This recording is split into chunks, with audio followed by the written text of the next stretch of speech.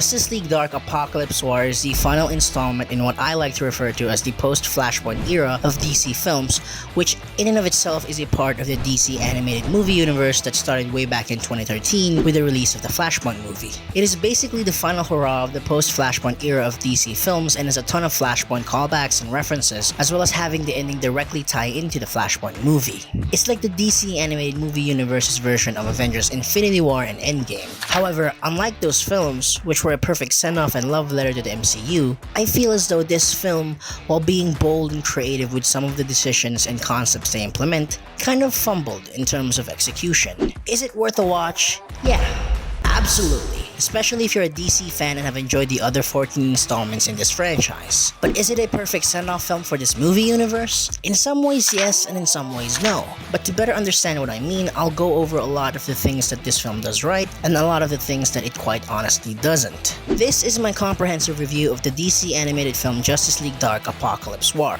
I'll also be going into spoiler territory, so if you haven't seen the film yet, here's your reason to exit this video if you haven't already done that yet from hearing my awful and cringe-inducing voice.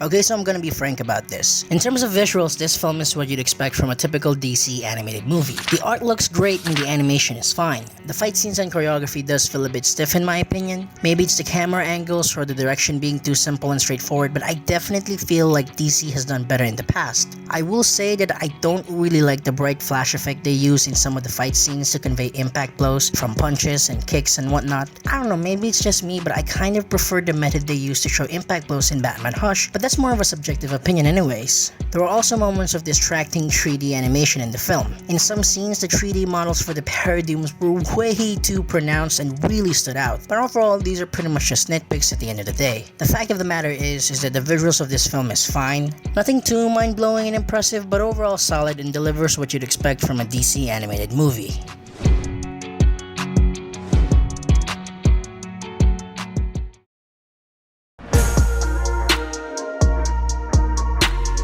The plot centers around Darkseid after having defeated Earth's mightiest heroes. It is set 2 years after Darkseid's triumph and sees the Earth as a post-apocalyptic wasteland ruled by Darkseid's parademons. John Constantine, a former member of the Justice League and one of the survivors of Darkseid's ambush, is recruited by 420 Superman and an anorexic Raven.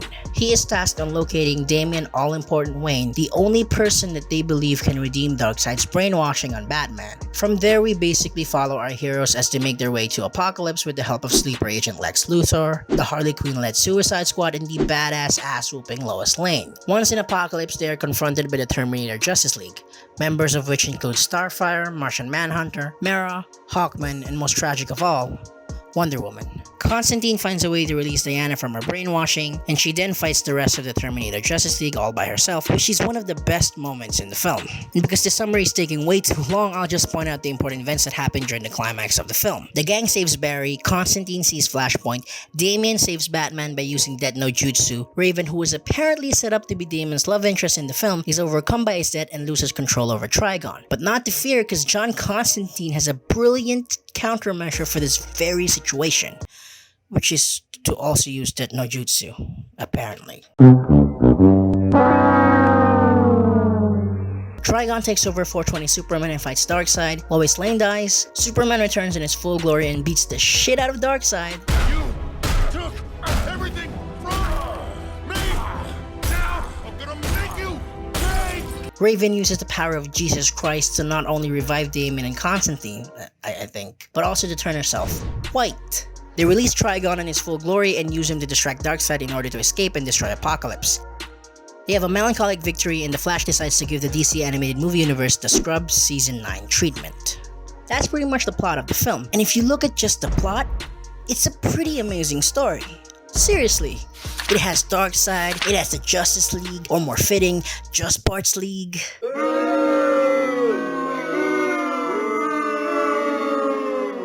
It's set in a post-apocalyptic world, there is more than one cyborg, and Trigon faces against Darkseid. It definitely feels like a classic DC Elseworld story. What more could you ask for?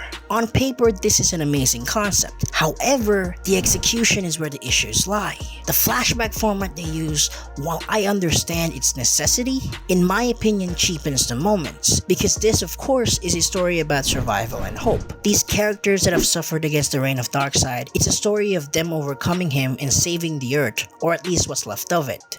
I understand that the story needed to pick up after the time skip, after the decimation has already happened, because it's that type of story. That's why they couldn't just showcase the full fall of our heroes at the hands of Darkseid, because then it would have changed the entire structure of the film. So they had to use a narrative device of flashbacks in order to still be able to tell the story while keeping the structure of the film intact. But by doing this, it makes the reveals and the flashback moments quite honestly have less impact. Because if a character tells his tragic story through flashbacks, then another character will obviously tell his tragic story through flashbacks as well. And then another character will tell his tragic story through flashbacks. You get the idea. It becomes repetitive.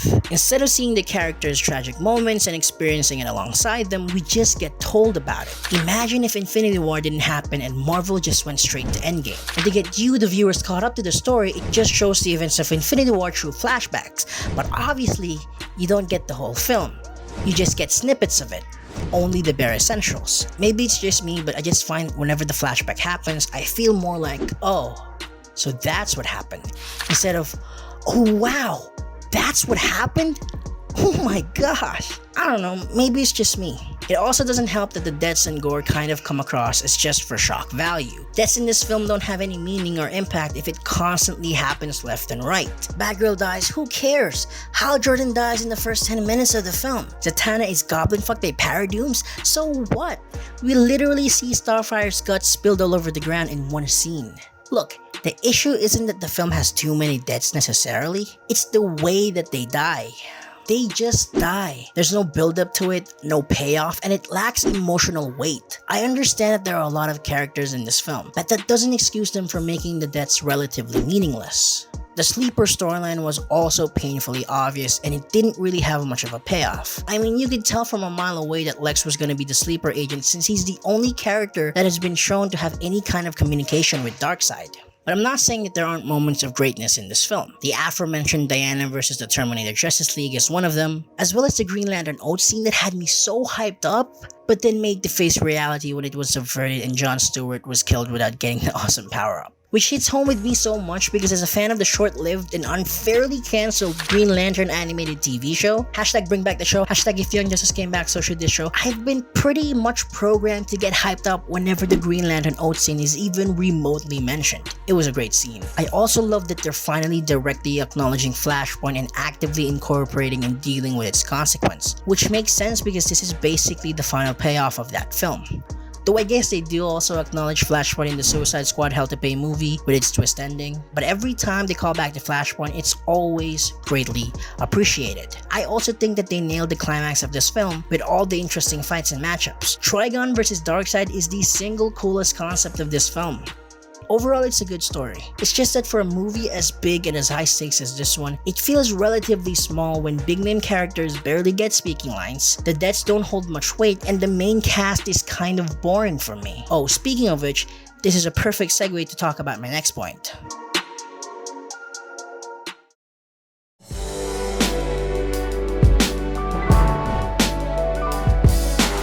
First of all, let's talk about Constantine. He's the main protagonist of this film, which is kind of hard to tell because there are a lot of characters in this film and he doesn't really stand out among them. I don't think the film properly justifies having him be the protagonist. And before you go on to tell me that he isn't, the film is titled Justice League Dark. It opens up with a scene of him and Zatanna and the story picks up with him after the time skip. He's the protagonist of the film. And ironically, in the Justice League Dark movie, I felt like Batman's huge presence was kind of unnecessary, and in this film, Constantine's protagonist status was also kind of unnecessary, or at least not properly justified. And I like Constantine. In Legends of Tomorrow, I love Matt Ryan's portrayal of John Constantine, and I love that in these movies, he also voices John Constantine. So this is not about me not liking the character or being biased against them. I just really feel like as the main protagonist of this film, he just wasn't that great and he didn't stand out at all. Super Superman was an okay character for me. I did like his characterization and he did have a powerful moment in the film. My only issue with him is that at the beginning of the movie, he wasn't acting like Superman.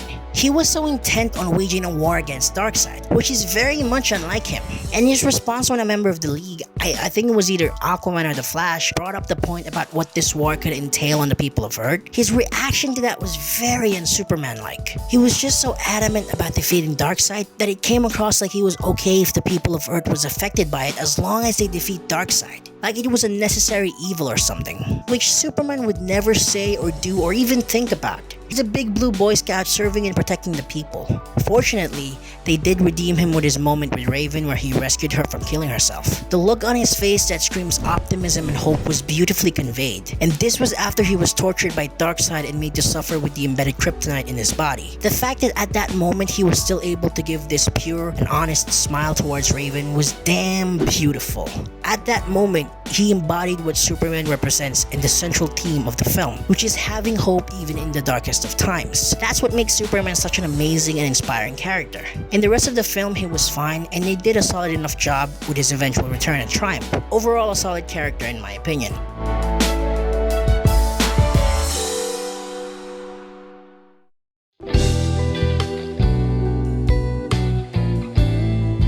This is gonna be short since I don't really have much to say about this version of Raven. I find her characterization quite honestly boring. Like many of you, my first experience with Raven was in the show Teen Titans, and comparing that version of Raven to this version of Raven, it's pretty clear which is superior. The Teen Titans version of Raven was honestly a great character. That Raven had this sense of nuance and depth that the films just haven't been able to replicate. On the surface, Teen Titans Raven and DC animated movie universe Raven might appear the same. They're both antisocial, prefer to be alone, and constantly dealing with the threat of their father Trigon, but they're very different in terms of personality. Teen Titans Raven shows a wider variety of emotions. She gets angry, upset, annoyed, sometimes she's quirky, other times she's stoic, and when she interacts with other people, it works. She has chemistry with others even though she's portrayed as a loner. I remember the episode where she and Starfire was forced to switch bodies. Their interactions in that episode was great, and her relationship with Beast Boy was actually handled amazingly. The DC animated movie universe's Raven has one thing that defines her, and that's her relationship with Trigon. In the films, that's the only thing separating her from the rest. She's bland, doesn't show much emotions, and is just boring. She does get partnered up with Damon in this film, and it's really not at all compelling. Like, I don't have a problem with it, I just can't be bothered to care about it as much, since Damon is also a character that is bland and boring in my opinion. Speaking of which, Damon Wayne, or Damon All-Important Wayne as I like to refer to him. The obsession this film universe has for this character is insane. He's appeared in 8 out of 15 movies in this movie universe. That's on par with Superman, Wonder Woman, and The Flash, who all have 8 as well, and is only second to Batman's 12. And in 6 of those 8 appearances, he plays a main character / part of the main cast role. It's crazy to think how much attention and spotlight this film universe has given this character. And look, I love Damon Wayne. In the comics, this version of Damon is piss poor compared to comic book Damon. Comic book Damon is a snobbish, condescending, arrogant brat. And you might think that that sounds like an insufferable character. And to some he is, but in my opinion that's what made him so likable. Because his arrogance and condescending nature stems from his jealousy and immaturity. He's a brat, a child. That's how he's generally treated by his peers. Even when he was leading the Teen Titans, they respected his abilities, sure, but they also didn't take him too seriously. He's like a tsundere. There's this competitive drive in him that wants to be better than everybody and believes that he's better than everybody. I remember in one comic, he tries to compare his leadership of the Teen Titans to Dick's and ask his team what they think. And when they disagree with him, he flies over to Bloodhaven to confront Dick and settle the issue once and for all. His childish and immature tendencies is what makes his character so fun to follow. That's why the Super Sons comic works so well, because that childish, immature personality bouncing off of Jonathan's more humble and down-to-earth persona is so much fun to read. In the films, Damien just isn't the same character. Sure, he's prideful, but it's just not the same. In the films, he's not treated like a brat, but taken seriously, in a way that it kind of justifies his prideful tendencies. They take away his flaws and make him competent.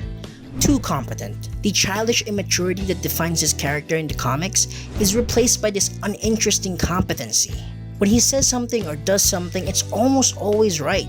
There's no sense of enjoyment out of following a character like this, and his relationship with Dick Grayson is so much more personal and intimate in the comics. Their little brother, older brother relationship is so relatable. Because it's so obvious that Damian cares and thinks highly of Dick, but he just won't admit it. In the Nightwing Rebirth comic, there's this great moment with Damian when he finally admits to feeling jealous and left out because Dick doesn't spend as much time with him like he used to. For fuck's sakes, Damian was Dick's Robin when he took on the mantle of Batman following the Battle for the Cowl storyline. Dick and Damian has the best brotherly relationship in all of DC, and it's just sad that in a DC animated movie universe, it's there, but also not as heavily developed. So when Damian refers to Dick in this film as his brother, I just can't help but think about just how better their relationship was in the comics, even though I do still like their relationship in the films. I may also be a teensy bit biased since they did my boy Nightwing so dirty. So dirty. Like, how the fuck does Nightwing not get any speaking lines, but this piece of crap that I'm not even gonna refer to as a character gets some? How? I digress. This isn't about Nightwing, and I'm not gonna unjustly hate on this film just because my favorite superhero of all time wasn't utilized as I had hoped. This is about Damian all-important Wayne and how they used him in the film. And I think they did alright. His scene with Batman was fine, and while I wasn't as emotionally affected by his death, I will say that the whole scene was actually competently handled. So that's my thoughts on Damian as a character in this film. This whole segment I'm gonna use to express my opinions on the supporting characters of the film. Etrigan was fine. I didn't really have any expectations with him as a character. He did his job well and had a couple of funny lines, and died a warrior's death. Cool.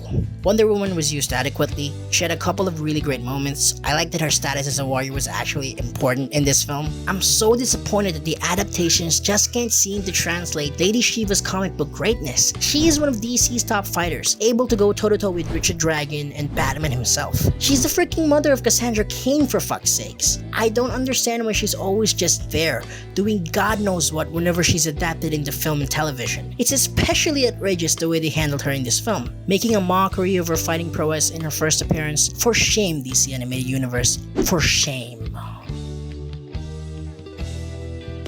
Surprisingly, I actually really like this version of Lois Lane. Aside from her introduction post Darkseid Invasion where we see her fighting and winning against Harley Quinn in a fistfight, I actually really enjoyed her tough rebellion leading persona. Probably one of my favorite iterations of Lois Lane to film format. My only issue with Darkseid is his voice, oddly enough. So Luthor validated your concerns. He just doesn't sound menacing and intimidating to me. The Suicide Squad, I have mixed feelings about. I like Captain Boomerang. He's really been one of my favorite members of the squad. He was good in Hell to Pay and Assault on Arkham, even though that film isn't a part of this universe. Harley Quinn in this film was too zany for me. I know, it's a weird criticism for a character like Harley Quinn, but I feel like she was too much for me in this film. I hate everything about this abomination. Everything. Trigon is Trigon. He's a bloodthirsty demon. What more do you expect? The Flash is just used as a plot device in this film. Kinda disappointing, but hey, that ending's worth it though. The last one I'll be talking about is Cyborg. He does enough in the film to warrant him as a supporting character as opposed to Shazam, who doesn't even get speaking lines. But Cyborg does have the best line in this film. So there's that. Suck it, bitches.